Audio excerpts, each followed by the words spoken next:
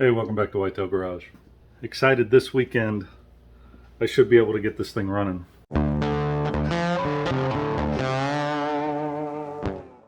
I just just received an order of some parts from both NPD and from CJ Pointy Parts that are some stuff as simple as just some emblems to replace the emblems on the side.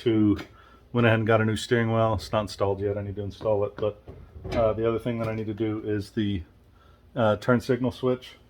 This top pole is melted and bent over, and so it's a little bit of a fire hazard. So I need to handle that. I also have the cluster, glove box, horns, some radiator, the radiator seal, just a lot of little odds and ends things. But everything that I need to start this thing is here. The last most important piece was I went and tested the battery, and it tested bad. Only had like 230 cold cranking amps. So I went ahead and just opted to replace it. It was from like 2018 anyway, so several years old. But finally received the U-joint that I've been struggling to get. So 514G. This guy's finally here, so I can finally put the drive shaft back together, get it in, and the only thing we're lacking that isn't here right now to get this thing to start and run is transmission lines. So either during the transport of the vehicle, so I could have done it, or the last owner when he was moving around and storing it, not sure. But what happened was, where'd it go? There you go. I had it in my hand. Well, transmission line was crunched completely where it was up by the radiator support. So I opted to go ahead and just get new transmission lines. So I got a 25-foot roll coming of transmission lines. Supposed to be here tomorrow. Hopefully they send it UPS. And if they do, then I should receive it tomorrow.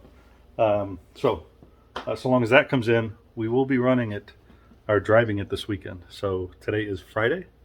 I'm going to get a few things done tonight, then hang out with the family. Then we've got tomorrow and Sunday. It's also supposed to be some bad weather this weekend, so we'll see. We'll see. Hopefully that allows us to drive it. Just have to wait and see. But so I'm just going to tinker with some stuff. I mean, I even got the antenna. Got that squared away. So just going to be tinkering with some stuff, trying to get it all ready, get fluids in it, get everything going. So obviously tires are in. They didn't have the tires that I wanted, and they were on eternal back order. I wanted a white wall, and I was looking at the Uniroyal Tiger Paw. That was the tire I wanted to go with, but it was on eternal back order, and I wasn't going to wait forever. They literally had no idea when it would be available again, so I wasn't going to wait. I saved a little bit of money and went with a little bit lesser of a tire. These are the Nexen Imprez or NPRIZ, and they're a white wall. So it's a lesser tire, but as much as we'll be driving the thing and it's just going to be tooling around, staying close to the house, it's going to be a daily by any means, and it's not going to be, I'm going to see a ton of long highway miles, so they'll work for now. Whenever we put the suspension in it and do all that stuff, if we go that route, put a V8 in it and put all that total cost of ownership suspension, then I'll need new wheels anyway, because the front spindles are already converted to 5-lug in that instance. So I'll be converting to 5-lug, so I'll need new wheels, so I'll need new tires, because I won't go with the same size wheel when I replace it. So I think these will last me just fine and do just as good as anything else while I'm fiddling with the 6-cylinder and then just having some fun with it. So did you guys get some grub?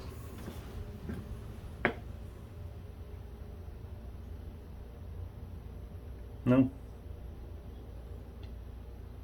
Yeah. All right. I'm gonna go ahead and go through all the boxes that I got here and show you what I got. It's a good mental checklist for me as well. So new horns. So I replaced both horns because the horns that were in it, I had two lows. I didn't have a high and a low, so that was a problem. But neither one of them worked. So I tried everything, banging on them blowing air in them. You know, I did everything I could, and they just must be seized inside there. I believe they're the originals, with the exception of there are two lows, so one of them's not the original. Already kind of picked through this just to see what it was like, but this was the turn signal switch. So that is the whole guy. And like I said, inside the car, this one is not only not springing like it should, which this one's, there we go, not springing like it should, but it's also bent and melted. So that'll have to be replaced to be safe. So I got both of the left and right emblems.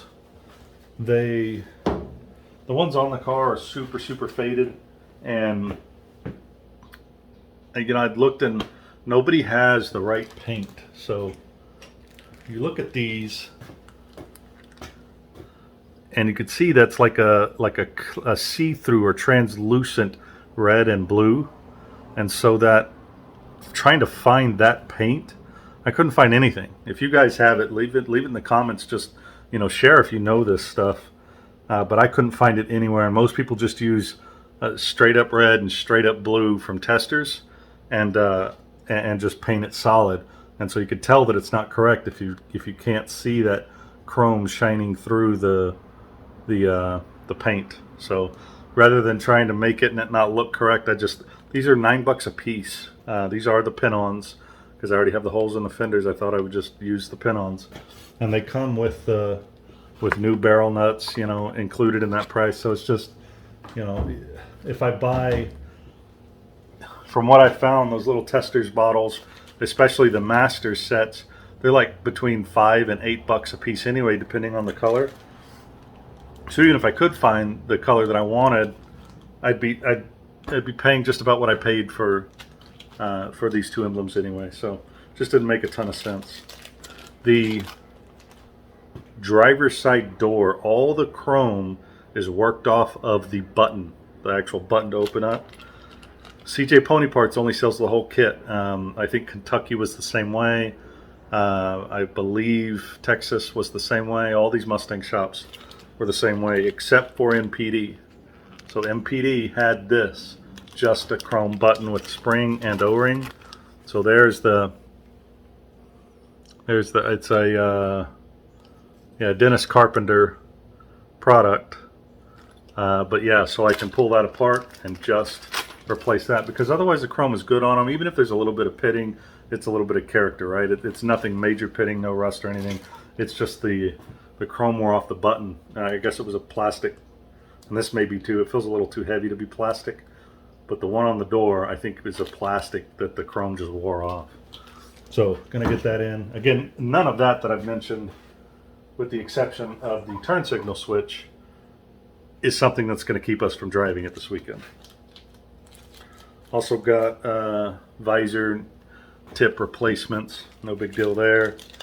I was testing the glove box light switch and popped it out of the dash, and of course it's slightly exposed on the end and hot, and so when I pulled it out of the dash, I didn't have the battery unplugged. You always unplug the battery, even if you're doing minor electrical stuff. Ended up costing myself 65 cents to get a new fuse, but isn't that great? So I was looking around, and like at CJ Pony Parts, I think it was $8 or $9 to get 5 of these.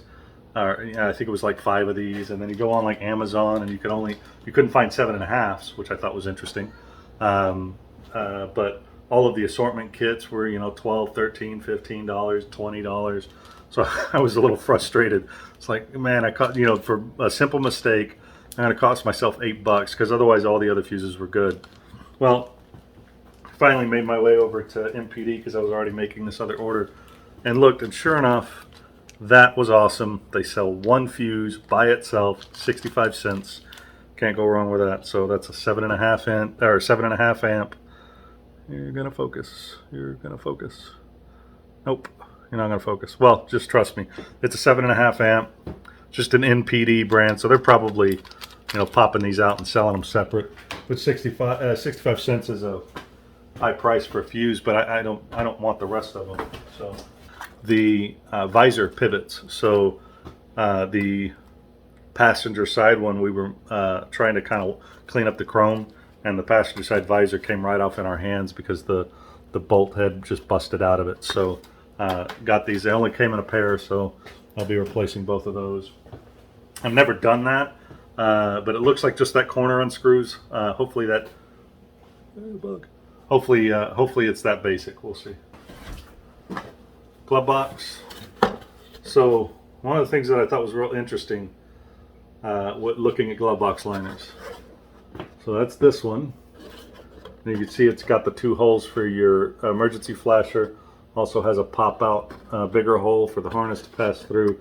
And then it has this map clip, or like a registration clip, a paper clip, you know, down in the inside there. One of the things I thought was interesting is nobody else that I looked at had a 66 glove box liner. This is from MPD, and it is a 66 glove box liner. See that right there? Everybody else has 65 to 66, and they sometimes don't have these holes. You have to cut them yourself.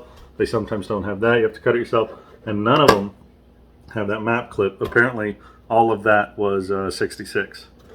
I don't know for sure, but the very quick research I did, that was the case. So I have that replacement now. Here was a good safety thing that I didn't realize the old inner fender had, but it had been ripped off.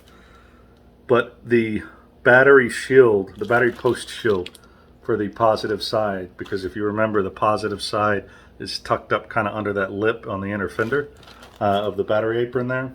And if you're not careful and the battery's hooked up, you could accidentally hit that arc-it. And if you're touching body, I mean, that's like an instant weld, right? So that's just not a great spot. So I've got the shield on the battery clamp itself, but it'd be good to have this, as it comes with the plastic push pins. So I'm just drilling 4 holes and pushing those pins in right where that battery clamp sits. So that'd be good to protect that. Then the last thing in here is the radiator support, or radiator core support seal.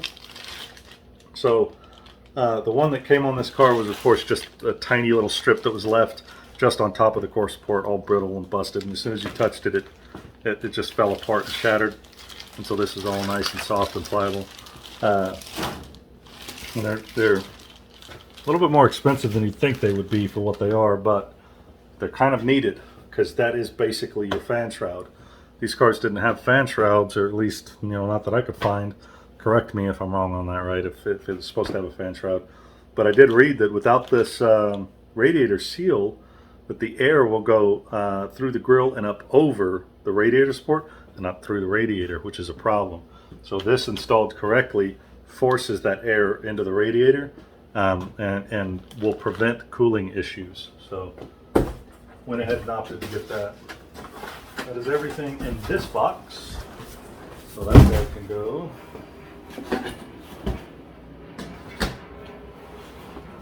So my cluster is super faded. All the black is faded out of it. And then there's a couple of spots right over here on my cluster that are the chrome is flaked on it or ripped on it. So opted to get a new cluster. I already took it out of the box, that's why it's out. Then went ahead and got the kit that comes with the lens, because my lens is cracked. One of the reviews said that even though they're both Scott Drake parts, that one of the reviews said that the lens didn't fit right. So we'll see if I run into that. I'll let you guys know.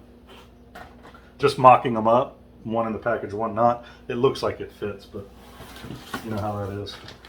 I got the replacement antenna, just the CJ, inexpensive antenna. opted to just go with that one.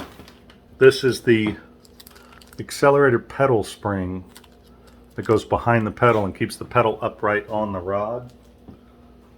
Not a big deal, but it was $2. Thought I'd throw it in the order. And then this is what popped that 7.5 amp fuse, because inside here this switch is busted, and on its way out, I'll just show you what I'm talking about. I was pulling it out of the dash, and right there, that tiny little bit of wire, this is a hot wire, all the time hot, and this switch is what, this switch right here is what turns it on and off. And that tiny little exposed part touched the dash, ground it out, popped the fuse. It's like, come on. Not that big a deal, but just annoying. Anyways, I think that's it. So, oh, and steering wheel, I think I showed you that. I've got transmission transmission cross member bolts that still have to go in. The ones that I received with the car, the threads are completely gone. I mean, it looks like a dowel. I mean, it really does. The threads are completely gone. So, got new bolts there. And then everything that I just showed you. Yeah. I think that's it. I got to hook up the fuel level sending unit and the fuel line to the tank itself. The tank is in and that's all good, but I never got underneath it and hooked it back up because I knew I'd be underneath it later.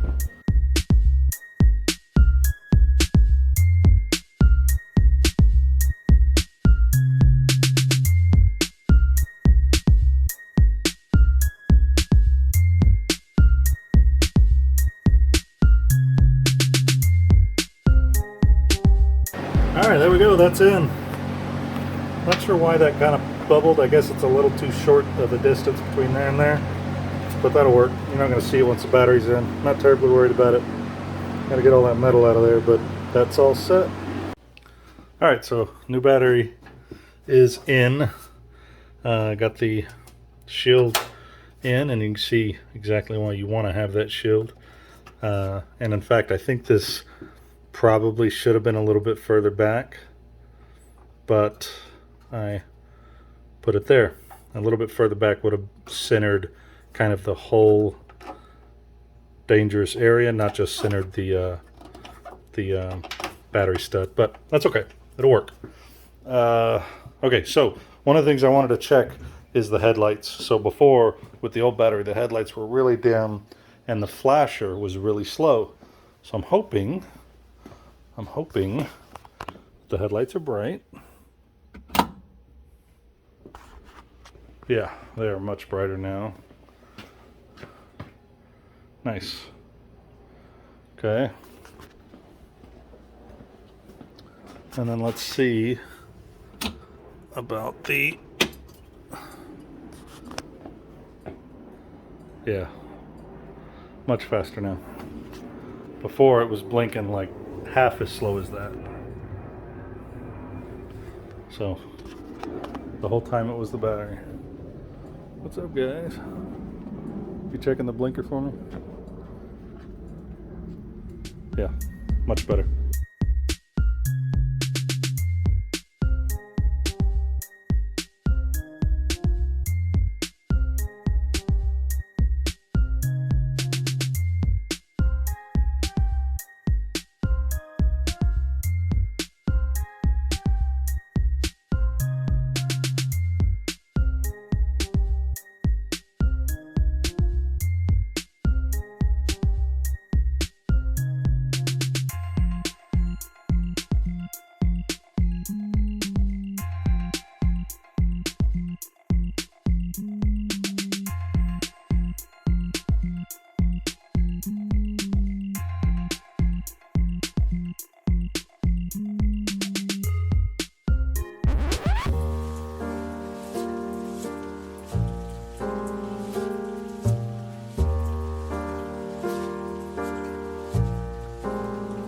Well, I'm not sure if that bird's gonna make it, but he's in a nest that we made out of towels at the backyard, resting. Hopefully he'll make it. Didn't get very far. Didn't expect to get very far, but didn't get very far. I put the antenna in. I'm not going to go in there, but I did put the glove box light in and the fuse and make sure all that works. It does. Excited about that. I'm going to start working on this guy. Wow. So fully aware I was going to have to fight these stainless staples, but didn't realize how tough they actually were. Just to even bend them with a pair of pliers is just incredible. I mean, they flop around and go all over the place, and I can't get them in, and so they don't bend straight, and they go all over the place. So I've only got a few more left, so I might, like, I don't know, take apart a regular stapler and figure out a way to, like, with a clamp and that, like, the base of a regular stapler, like, squeeze it together and see if that would cause it to curve in. Not sure. Yeah, struggling with that one. So that was a little deflating, but got plenty more to do. I'm gonna go ahead and end it tonight right here, though. I will pick up. We've got a bunch of stuff to do over there and a bunch of stuff to do back here. I'll see y'all in the morning.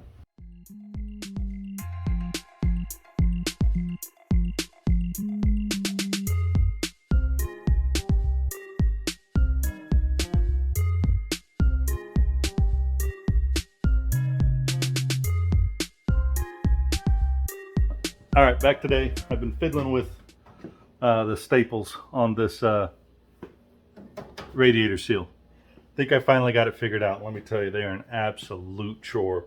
But I found a method that gets them pretty tight on there, and it works. Right, I'm not getting any movement out of it when I pull on it. It's holding it solid, and works well enough. So. Not as good as the stapler that was supposed to put these in would put them in, but it works. So in order to do the center, I need to remove the radiator. Luckily, I haven't put any fluid in it anyway, so I'm going to go ahead and get the radiator removed. Now's the time, so because once I get fluid in it, I'm not going to want to do it. But I'll show y'all the steps that I've figured out on how to do it. It's kind of silly, but I've got a horde. I've got literally a drawer full of pliers that doesn't belong in there that I've been messing up trying to find the right set of pliers to do it, and I ended up landing on a pretty basic set of pliers to do it, but it's doing it in the right order. So let me get this radiator out, and then I'll step y'all through the process that I'm doing. All right, those are the 3 pliers I'm using. Basic, just pliers, needle nose pliers, and a pair of dikes. And there's an order in which I'm doing them, and it's actually in this order. Well, kind of like this, and then you kind of have to do it a couple of times. So use this to help poke the staples up through the rubber, and then you flip it, and I'll show you what I'm talking about here in a minute to get those holes in the rubber. Then use this to bend it. It's got the right, I don't know, just the right amount of pressure and angle. And then with the little teeth, little grooves that are in there, it holds on to the staple well enough to get an initial, just like from this to like that, which is just enough to then use these, kind of in that orientation, to bend one side, and it curls one side over. I can't ever seem to get the second side without then using the dikes to twist it just slightly, enough to then go back and finish the job with the pair of pliers. That's been the only order where I've been successful. And let me show you what I'm talking about. So you can see how successful these were, however you want to count that as success. That one is barely bent. It wasn't far enough back. You see it just barely caught the rubber. This one went far enough to actually catch the rubber, and you can see it's bent in a pretty good way. If I can get the camera to focus for you guys. Focus. No, not gonna focus. There we go. You can see it kind of bent there. Anyhow, the way that I do this is I'm taking a brand new staple, right? Brand new staple that came in the kit. Come on, man. There we go. Brand new staple that came in the kit. And I'm going up through the bottom first. I'm using the factory holes. I didn't have to drill holes. The factory holes were already there. from the original staples, and I did have to drill these out. Now I did paint the core support, so that might be the reason I had to drill it out, but I used a 1/16 of an inch drill bit, 1/16 of an inch drill bit to clean those holes out. And then again, staple comes through the bottom. I'll use the needle nose to help pierce the rubber, and then I take the staple out and then go back through the top.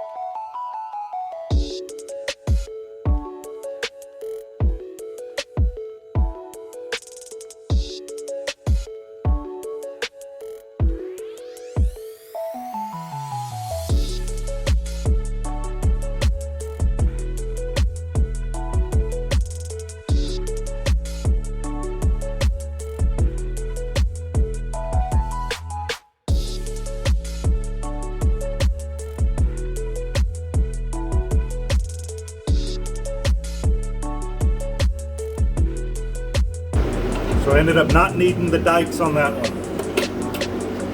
That second one folded well enough, but it doesn't always do that. All right, so I'm excited the way that gasket turned out, or the radiator seal, whatever you call it, ended up turning out just as though the factory was done. I mean, other than, it's not quite rolled the way a stapler would have rolled, but it's folded, it's tight, it's definitely not going anywhere. It looks nice and clean. Radiator's back in. Went ahead and cleaned up the fittings. It looked like the transmission fittings way down there. The transmission fittings had some oil buildup, so maybe they'd just been slightly leaking over time. So cleaned all those up. Reapplied some thread seal. Got those installed. So yeah, I've seen a bunch of people asking questions, because I was asking questions on how this seal is put in.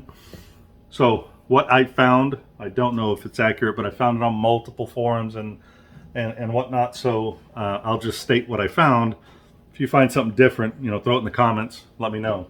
But apparently this seal was only on the 65 and 66 6 cylinders, and then like the 67 and 68, 67 through 68 big blocks, I think, was the only thing they put this seal on. So your standard V8s, your 289s, your 302s, those didn't have this seal. Not sure why, but that's what I'm reading in the forums. I don't see anything as far as Ford literature that says otherwise. But I have the 6-cylinder. I know mine came with it because this was the OE core support, and it had the staples in it. Mine was a 6-cylinder. So I didn't like the holes, so I wanted to go ahead and fill the holes anyway. The other thing that caused me to go ahead and order it was I had found, when looking just on how to install the radiator seal, or the radiator support seal, I had found a couple of people in forums complaining about their 6 cylinders, their inline 6s, overheating. And they tried everything to resolve the overheating issue. It ultimately ended up being that this seal was missing, because when this seal is in, it presses against the hood and prevents air from passing over the radiator support and not through the radiator. So with the seal in, it forces all the air as you're going down the road into the radiator, not over the top of the radiator. Makes sense. They say that's what fixed their overheating issue. Being that I don't know the state of this engine, and I don't know if it'll overheat, and I already had the holes anyway, that's why I opted to go get it. Now, the other thing is, couldn't find anything that said how to install it. And when you look at pictures, oddly enough, they have, and so mine, from what was left of mine when I bought the car, is just this back edge. Just an edge of rubber was left behind on here. So this flap wasn't here, and nothing underneath was there. It was just the rubber on top. Super hard, and as soon as you touched it, it fell apart. So I didn't know how this was supposed to be installed, you know, how this lip was supposed to go or anything like that. So from what I've found, this is the correct way to install it, where this lip, this big long flap is up, and the bend that you have on the end slides over the core support, allowing this to stick up, and this is the actual seal, not this bubble on the back. The way it looks and the way I first thought it was supposed to be is that you run the staple through, and you can see where I first started to do it. If you run the staple through this side, this kind of lays flat and just overhangs the core support, but the bubble is what touches the hood and causes the seal. But the more I looked, I saw a lot of people installing them that way, but the more I looked at like concourse correct cars, the seal was this way. So my assumption is, and it is an assumption because I'm not 100% on it, is that this is the correct way that it's done. You can kind of see it from the end there, right? Like that's how the hood seals against that, and it kind of creates a wall for that air to hit and then be forced down into the radiator. So anyhow, excited that's done. Bruised the hell out of my finger with the pliers, you know, that happens. But radiator's back in, seals back in. I think we're done under the hood. So next steps is the interior. I'm waiting on the transmission cooler tubing or transmission line for the cooler. That will be in today. I ordered just some, like I said, that other one was crushed. I talked about that last night. The other line was crushed. But I ordered some, I think it's PVF coated steel line. So it'll be nice and black and kind of hidden, hopefully. That was my goal for it anyways. Went in and installed these horns. Not much to look at there, but got those horns installed. Next, there are a few things in the interior I want to get done before we actually take it for a drive. One, the most obvious thing is the steering wheel. Before I put the steering wheel in, obviously I want to go ahead and get the turn signal switch in. So those are the two big things. Before I do the steering wheel though, I want to go ahead and get the dash pad replaced. And while I'm doing the dash pad, I want to go ahead and put that cluster in, or instrument cluster bezel. So I'm gonna kind of work on all of those next. Go ahead and also get the glove box liner in, and that way that whole kind of dash is complete. I do plan on going back and painting that dash. I'm not gonna worry about it right now, so some of this is gonna be throwaway work or rework, but I want to get the car to where it's, there are some things there that I have to do, and since I have to do them, I want to go ahead and just do a couple of extra things to make it look nice while we're doing that initial drive.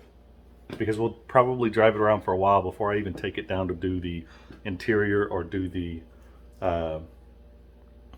convertible top. I'm thinking, just given the state that the interior is in, that we'll be comfortable with sitting on that for a little while. So we might go through the holidays and get into the colder part of Texas weather before I worry about doing the interior, because we won't really drive it in cold, rainy, gross weather, even if it had a top, right? So while we have our fall, which rolls all the way into December, I might just let the car sit, because we can go look at Christmas lights and, you know, do church nativity scenes and all that with the rag top down. We do that in Texas, right? You can't do that everywhere. But so I'm gonna jump in the interior, get started on that, and then we may come back out and do like emblems and other stuff like that while I wait on that tubing.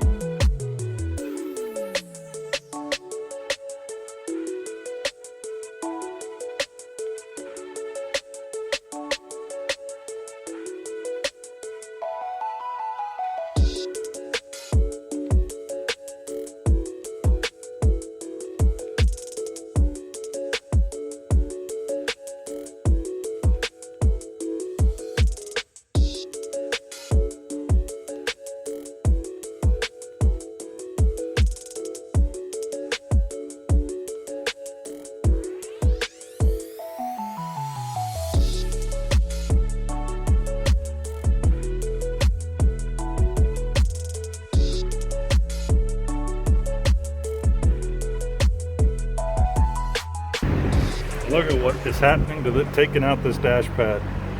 This is like hard glued to that surface. I guess it has melted. I don't think this is normally glued on, but I've got to peel it all away. I mean, and that's what's holding all this on. All the bolts and screws are removed, and this is just solid. Maybe that's normal. It's crazy.